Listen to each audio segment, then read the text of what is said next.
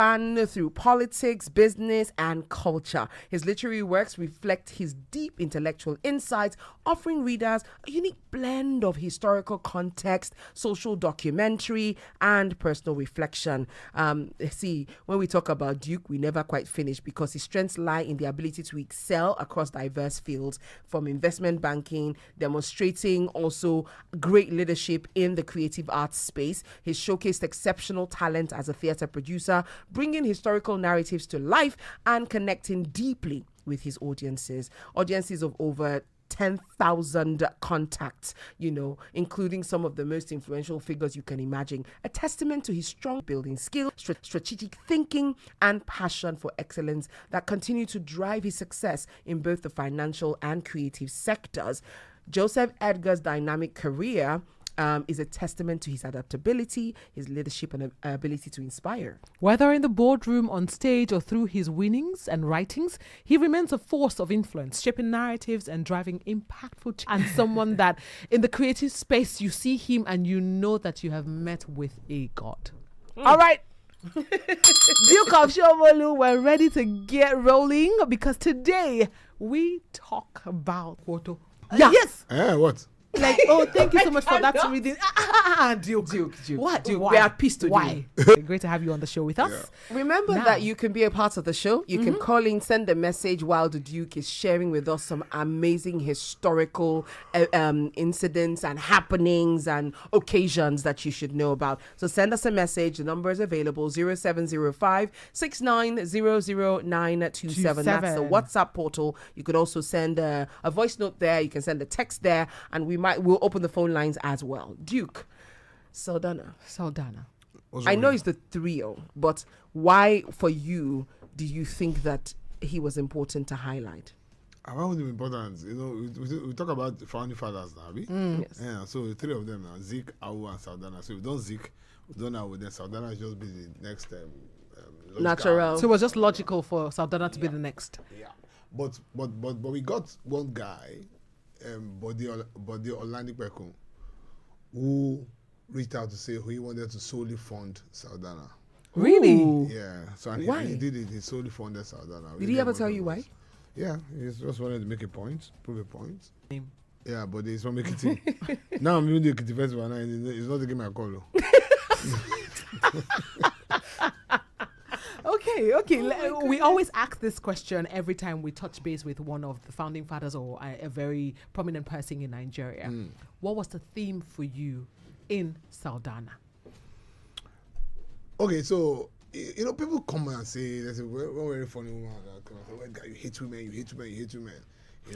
I must meet the woman that broke your heart. And things like that. Just when they make this kind of statement, You're not asking now one. Yeah, just makes me laugh because in all of these things, nothing that we do, you see that I try to, most times not deliberately. I don't set out to, but once we've done the production, you actually see that we're proclaiming womanhood. Yes, you depict women in very great light. Yeah, so for Sardauna, the story was, for me, it was around his wife. Aisha. Interesting. Yeah, because we're going to have a play on Aisha next year. She stood between the man and the bullet. Wait. Yeah. Okay. No, let's double back. You have gone to the end. Come back to the beginning. Let's start from the very beginning. So she took the bullet for him. She took a bullet for him, like she died. She was the first person that died for him. In the assassination. Ooh. So the story was that she didn't have children. She was one of his wives. She didn't have children. And she felt that she always say to him that, look, I must die before you, because she couldn't fathom life without him. There'd be no protection and all of that. You get right. So when those people came to them that morning, that day, you get, so she just jumped in between them and took a bullet. Yeah, so your focus was on her. No, the writer didn't focus on her, but I, sitting there in the hall, you get focused on her. So for me, that was the story. See, you don't always let people see you coming. You get so that makes it boring. Do you understand him? So when you talk about Sardauna, everybody knows the story. It was a premier of Northern region. He did this, he did that. But that hidden part of it, the role this woman played that night. Do you get me now? it's not usually Emphasized. Yeah, do you get me? So for me, that was it. Do you get it? So for me, that was it. And in that hall that day, there were 64 of his grandchildren in the hall. 64. Wow. Yeah. And then most of them didn't meet him, obviously. Yes. So they heard the story pretty much they heard the firsthand from story- you too. No, because we heard the story passed down. Passed Do you down from one understand? generation to Yeah, another. But they were actually seeing it in real life. Yeah. So the grandchildren, the great grandchildren, his descendants were all in the room. Because one of them was my friend, and she mobilized all of them, yeah, and they came and they saw it. You get me now? That's that courage, that zeal, that energy to want to fight to protect this big man. And then that's what even led the man to accept to be killed, if I can say that here in public, because Accept to be killed. yeah, because I mean they came, he wasn't armed, and all of that, you get. But as a man, he would have maybe tried to struggle or something, you get me? And he just sees that his wife has, and then he, from what we saw on the stage, because I wasn't there, he now pushed the woman aside and said, okay, Kill me. Take me. You can take me now, that kind of stuff. And then he bowed down to say do that their prayer, and then They shot him. Yeah. Okay, so to the stage play. How did you propagate How did it him? come How together? did it come together? How long did it take? I know you say 21 days. Yeah, to run this, that's what it takes. So you see, like I always say, we'll get experts, do you get, and leave the rest. Me, I'm going to look for the money. Like Ekiti now, they're running up and down. I'm looking for the money. You get. So how do you go about it? I don't know. So I just go and watch the place like every other person. Do you get? But something remarkable happened with Sardauna. And what happened with Sardauna was the fact that an Igbo boy was Sardauna. The person who played Sardauna was Igbo. Yeah, so he was Uche something. He was so good. So he had the physical resemblance. He had the voice quality. He had everything. So when you see him on stage, you're actually seeing the real Sardauna. That's what even made the grandchildren even cry the more, because you're actually seeing it. And then he had the accent and everything. And then after the first show, everything went to town that there's an Igbo boy doing Sardauna at Transco, and then the whole crowd came, and I had to now open the gates for free. You get, because I didn't want the amount to Chase To people chase away. people away. yeah. So the hall was full to the brim. So it happened in Abuja. Abuja, yeah. But I bring it back to Ekiti. Okay, you're bringing it back to Ekiti this year? No, August. The things that you stood out for you about the man in the course of the making of this. So he was visionary.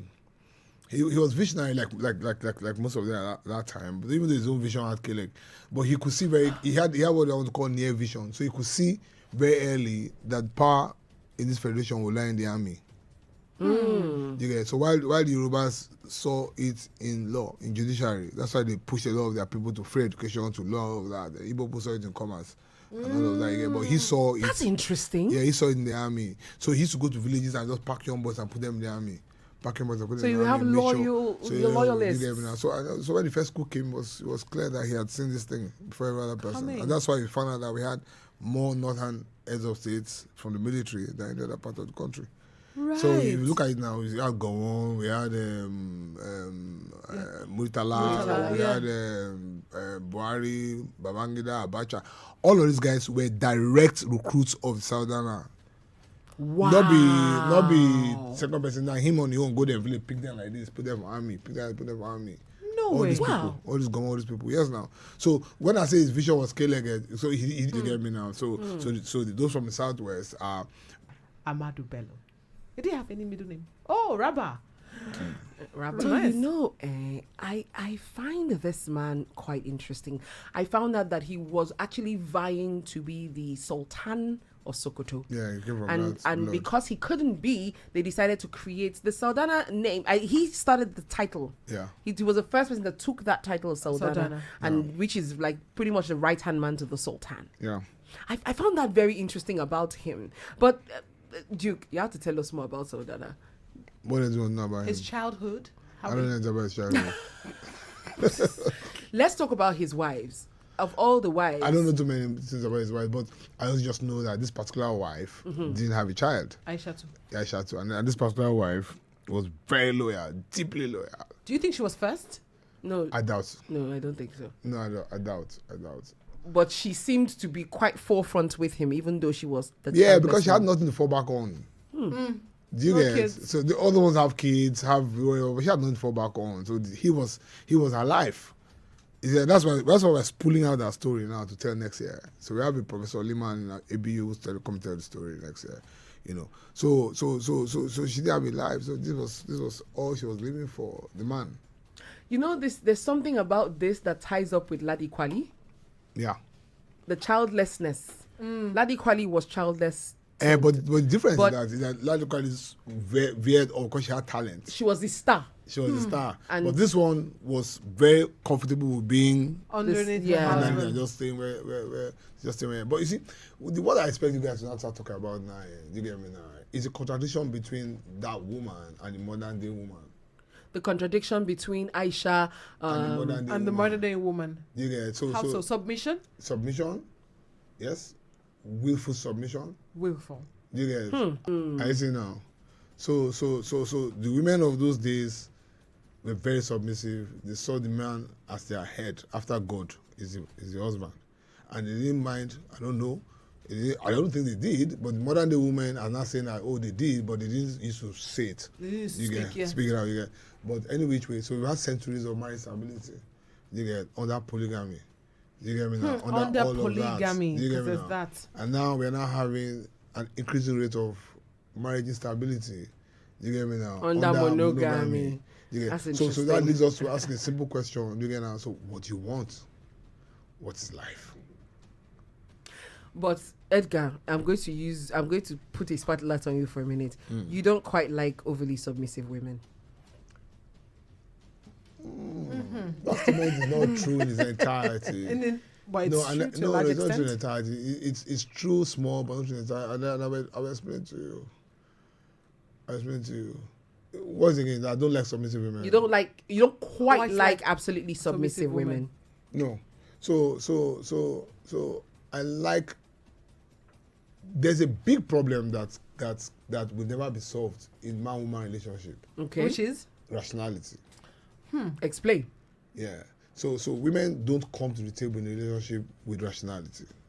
Most times, once there's emotions, rationality is off the room. Do you get me now?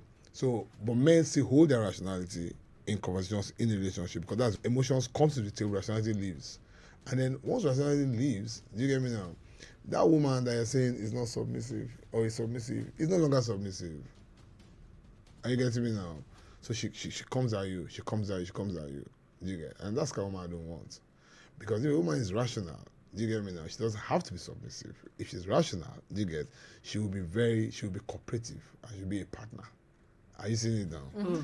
But when she's not rational, do you get me now? Do you get? Then she will either be submissive on this stretch, do you get me now, or aggressive on that stretch. Either way, I don't want. Are you seeing it now? Okay. If you don't know. Explained. Okay, we're going to take a quick break. When we come back from that break, we'll tell you some more about Sardauna. Hi. If you're thinking about financial freedom today, tomorrow, or even retirement, and a future that is financially secure amongst other things, join us every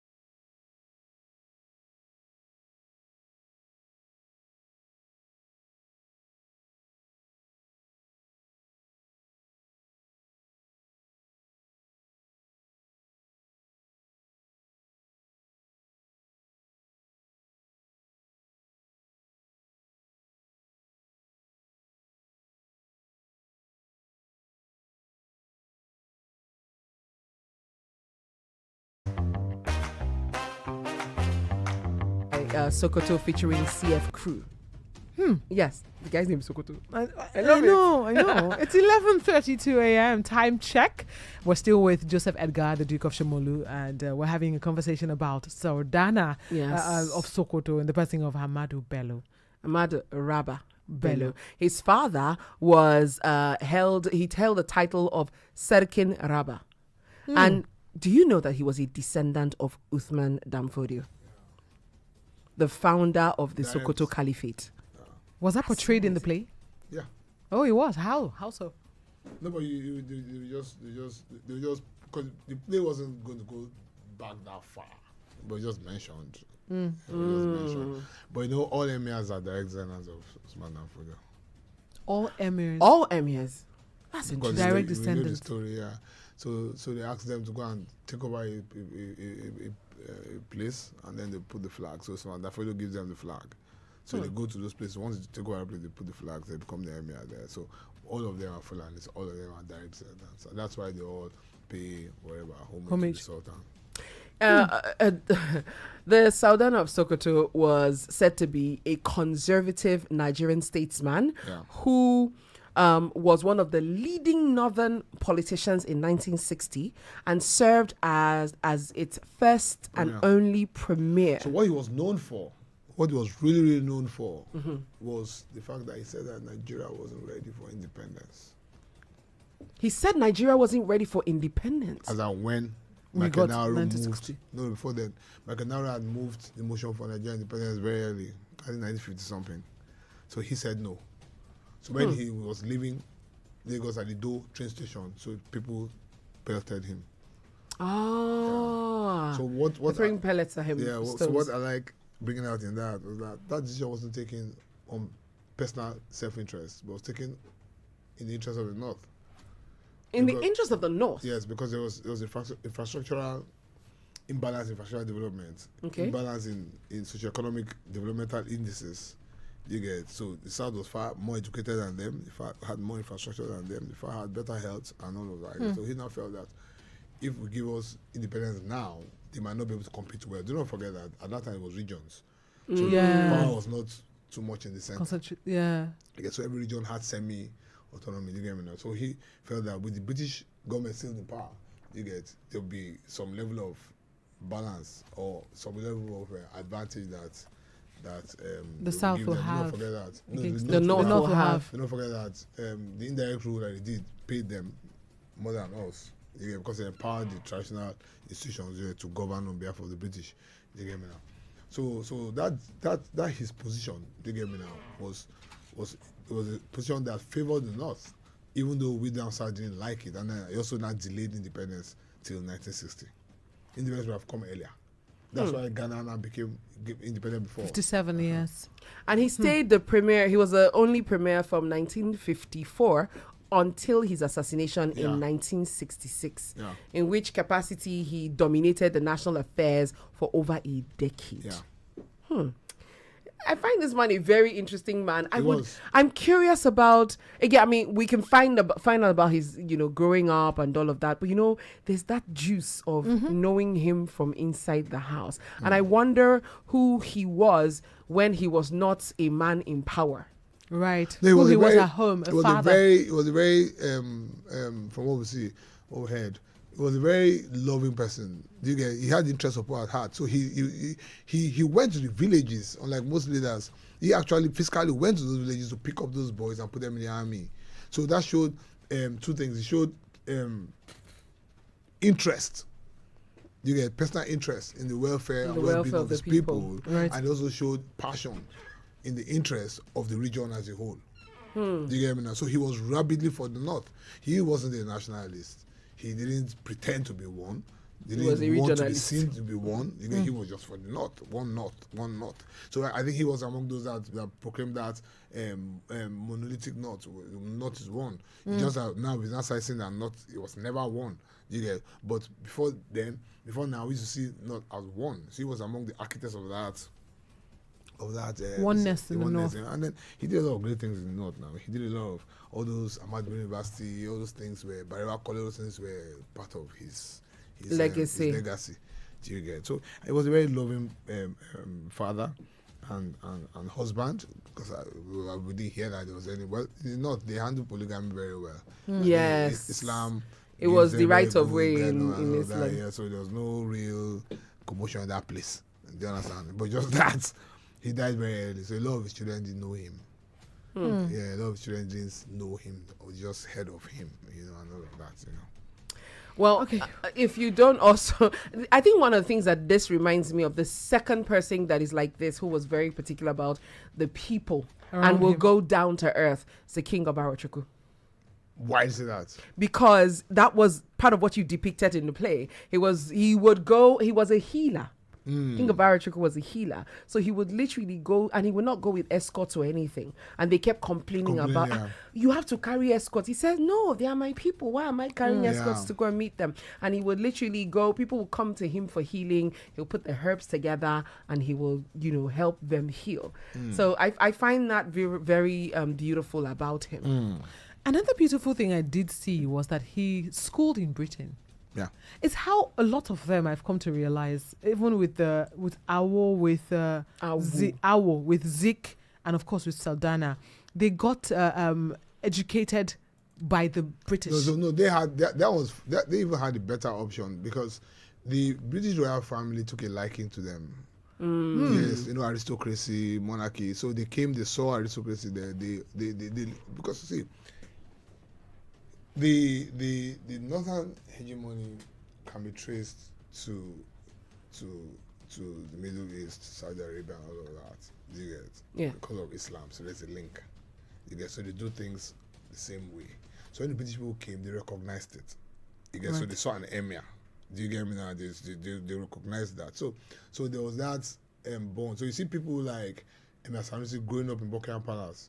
Yeah. You see people like even the Sardauna, Tafaba, all those people, going to the same school as Prince Charles.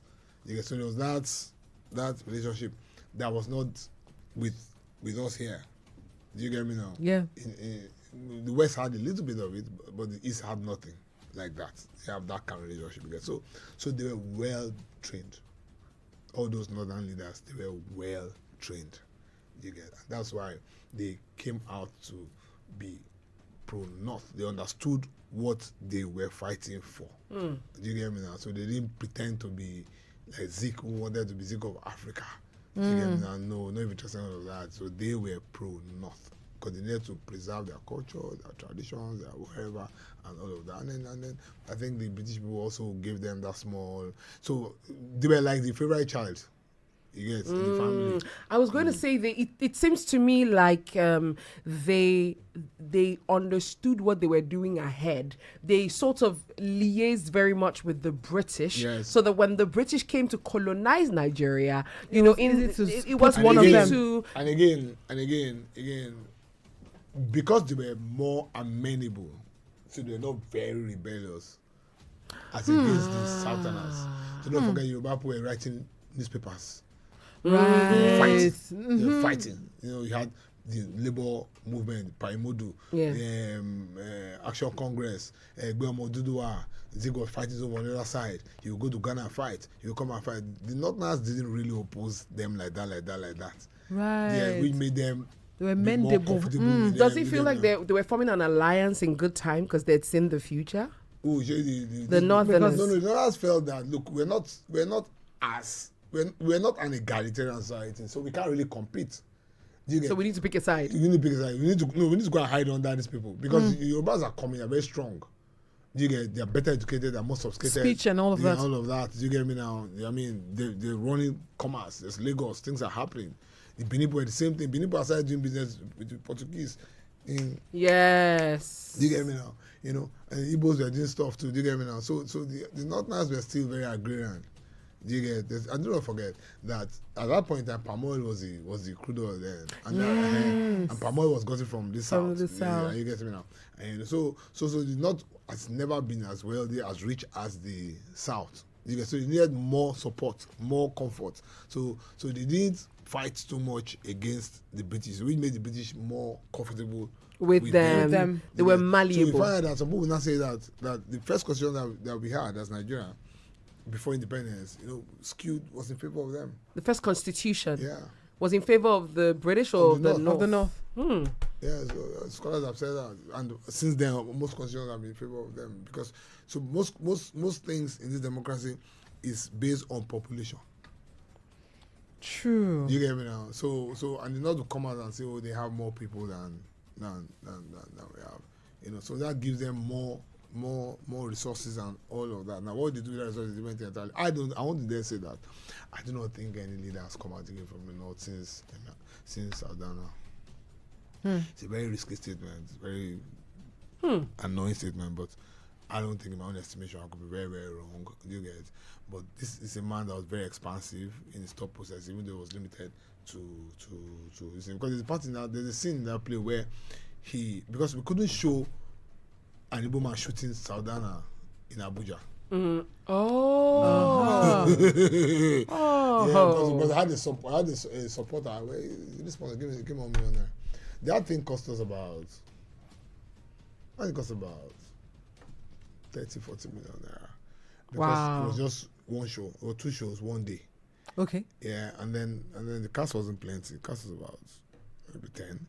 But the hall took 10 million. To rent that hall, it took 10 million. You get me now? So there was a guy that gave us 1 million or something, but he was not now. And then he said, so he came for rehearsal, and then he asked us, are you guys going to shoot this man again in Abuja? Do you get it? And we said, yes. Don't try it. If you're going to try, remove my name. Do you get it?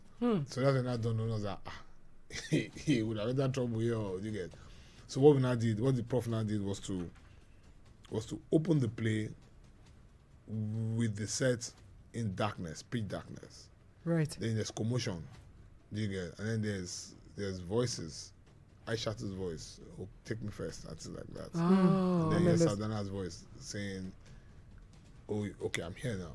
So you hear the other person's voice say, oh, where's the coward? Yeah, because the wife had jumped In front of of him. him. So he says, where's the coward? So he now came out, so I'm here now. So we heard the gunshot. Blah, blah, blah. We never So- saw the person that did Yeah, it. so everything was pitch dark. Nice. So when lights came up, we are now seeing him in heaven. Yeah? We're seeing him and his wife in heaven having a conversation with God. Do you get it? That what just happened. Do you get it? Right. And then God now points at Aisha, and Aisha now goes that that isn't surprising to her because she's been having conversations with Awu's wife. Yeah. No. So that's when I now realized that whenever they came to Lagos for meetings, so the women used to go into Sadoko market to buy stuff. And they meet there. Yeah, so Awu's wife, being a trader, would take Sardauna's wife, take Zeke's wife, take all the other West politicians into Lagos Island to buy stuff. So they hang out, they mix, and so that was Aisha now saying to the husband after that died that Awu's wife that everything was okay. That they didn't even know that, because don't forget that all of this was on the back of political problems in the Southwest. Yes. You get it? So there's a lot of fight between Awu's people and Akintola's people. We led to a lot Yes. of instability and all that. So Right. that's when soldiers came and but people have said that. Some people have tried to trace that civil war to the rivalry between Awu's wife and Akintola's wife. The Civil War? The rivalry entire- between Akintola's wife and Awo's wife? It's a line of thought that's interesting. very thin. Do you get me now? But people, some scholars have tried to link it, and let me try to link it here. Okay. So the massive struggle between Awu and Akintola for power, and the struggle is not personal. That's the difference between those people and these people we have today. Do you get me now? The struggle is not personal. Do you understand? The struggle is on ideology. Akintola is right, far right, and then Awu has leftist Far leanings. left. Do you get me now? So Awu is saying, look, government has to be big. Government has to take care of everybody, free education, all of that. But Akintola is not saying no, that if you not take from us to take care of the people, then you're punishing us for being enterprising. I get me now. So I'll pay my taxes. Do you get me? But don't keep my business because you want to do free education for people. Do you get it? So don't let my business fund that. Do you get me? So that's the first fight. The second fight is Akintola saying that, look, the North has population. Where we can take advantage of. Yeah, we'll liaise with them. We'll form an alliance with them. Then we can take prime ministership or be deputy or whatever. I will not say, no, I don't have anything with those people. So now you lead to all that fight. So I will not say, okay, let me go and contest in the center. you take premiership. Yeah. So if I fail, I come back. And if you fail, we'll know where we meet. Yeah. So he failed, I came back, and then the man refused to Hand resign, over. hand over. But yeah, so some scholars are saying that the 2 wives at the back, but the one saying no agree, no agree, no agree. Yeah. So it's not as if they were direct cause. Right. But all of this tumult in the southwest leading to Waitia operation, Waitia where they're burning down people, a lot of turmoil, things like that, now led to the coup. Are you getting me now? Now led to the army wanting to come back to now led to the army wanting to come back to this. Now led to all of that. Civil war. Are you getting me now? You know, so it's a very thin line of thought. String, yeah. People will talk about and things like that, but some of us have seen it, but very faint. Some of us have seen it. That's power of women. Do you get me now? That's power of women. That's all this. Most decisions are made in the bedroom. So women don't know these things. Modern day women don't know these things. Modern day women don't get sense. They don't know that. Some. Okay, some. They don't know that. They don't know that a woman's power is intuitive. Yeah. Right. That's where God created people. So when it's intuitive, intuition. it has to be sublime. It's not apparent. While the man's power is apparent, we have gra. Do you get me now? So because you are gra, you're not thinking. So the woman is one thinking. The woman is one that can see what you can't see. Yes. Can see. So what we are seeing today now is that's why I say women like Aisha that I talk about this morning, you get me now, are very powerful because their husbands listen to them because they had intuitive power. Intuitive power is never like this. It doesn't gauge you. It doesn't confront. Intuitive power is very subtle. Darling, are you sure? Can we think about this again? Can we slow down? Can you not take a decision just yet? Are you get me now? But men is like So modern day women, you get me now, are now coming to struggle. But do modern day men listen?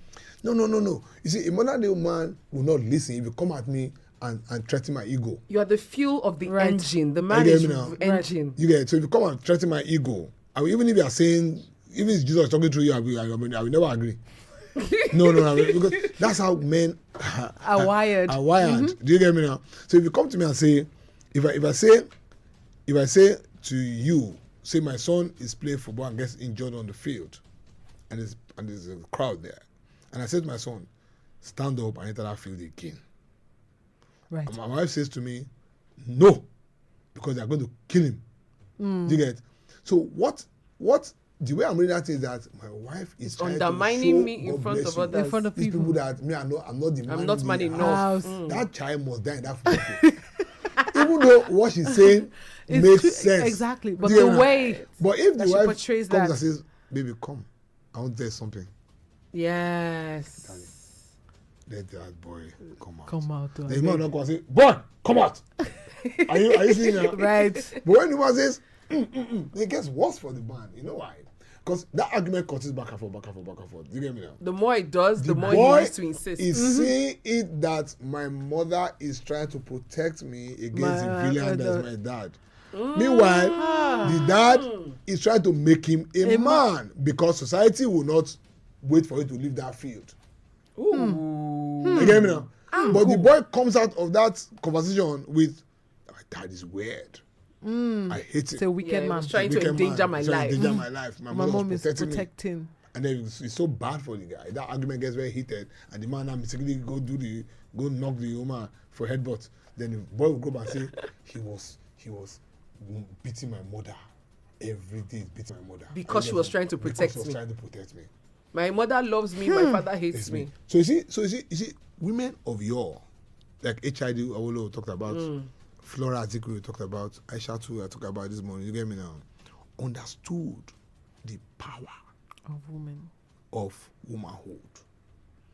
Let me say something very dangerous here. Ha. Wait for it. Fela's mother was a very powerful woman. Fela's mother. This with the, Nobody really talks about Fela's father. because he was a gentleman, he had been cowed. So the mother was a stronger personality. She was the one that drove away the Egbaland, the king of Egbaland. Yes. She did so many things. She's the first one to drive a car. Do you get me now? Yes. She if it was today, she would have divorced the man. Because the man was just a music teacher. He's a principal. Was simpleton. Simpleton. You get, if you go to your house, go to your house. And you go to your house, what is this? Just to go to Abeokuta. It's not a museum. So if you enter the house, you will know where the power is. In the man's room, you just see piano and a Bible. In the woman's room, you see files, you see things that show that because she was very active. Yes, you she get, was. so rooms are opposite each other like this. Why haven't you played? Why haven't you Don't done do a play Fela. on Fela? No, too many people have done it. Make it go rest away. Too many people have done it. Too many people have done it. And You can come from a different angle, though. No, You know how your themes are. No, I'm not even interested because you know why? Those people they think they have too much sense. So the rap thing, you have to go and pay for rights, and it's usually very expensive. So why haven't you done on Fela's mother? No, you're not getting me. You know the Anikulapo Kutis are very exposed. Yes. Yeah. So they Yes. they themselves don't even have the rights anymore. I think. Yeah. So they have like Chino Achebe things fall apart. Achebe family don't have the rights to it anymore. They've handed over to. They've sold it to an agent in UK or something. So if you want to do this fall apart, you're talking to You have somebody to in go London. through. Do you get me now? So that's how this one is. I don't have that kind of power. Go and be writing agreement, pay money up front, do this. I don't have that kind of power. Like, let's even go to where. Did you ever know about past Steve Rhodes? Yep. Steve Rhodes Voices. Past Steve Rhodes I met him is once. someone I think that you should do a story about. I mean, if you look at Past Steve Rhodes, and sorry, this is a segue, but if you look at Past Steve Rhodes, he took Fela on his first tour in Europe. He's such a monumental man in music, so that might Yeah. be. And I know An that you angle. do musicals. That's why I'm mentioning it, and it just occurred to me because we mentioned Fela. But I have to get balance. You get Yeah, right. You have to right. get balance. Because a lot of people who have done tremendous things, you get, but I can't find the hook. You can't find a theme yet, something to hold it something by. that will hook. You get, so for example now, I want to do Tunde Jagbon. Oh, yes. That's That would be that's so a powerful good. story. It will And then be. someone had to me and said, why didn't you do a shofar? That's another powerful story. You know a shofar? Yeah. The Seleman. Oh my gosh. So a shofar mixed traditional religion with normal religion, with polygamy, do you get me now? And all of that. Chaos. And built a massive Christian movement that has outlived him. Do you get me now? So there's a hook. Do you get it? Tunde Jagbon, there's a hook. It's such a powerful story. Once you hear the name Tunde Jagbon. do you get me now? You Jagbon. get? So in fact, there's something I read where they said he went to visit his son in school, military school. And there was a uniform, and then the commandant of the school was his friend. So he went to the commandant's house, and then from there he sent for his son. And his son now came, rushed. He hadn't seen his dad for 6 months or so. His son now rushed to hug the dad, and the dad just slapped him, How- like- and then told the commander, "Is that how you guys bring up soldiers? You cannot salute me? Are No you crazy?" way. And then His own son. And his son went back and saluted him, but it was too late. He got his son arrested.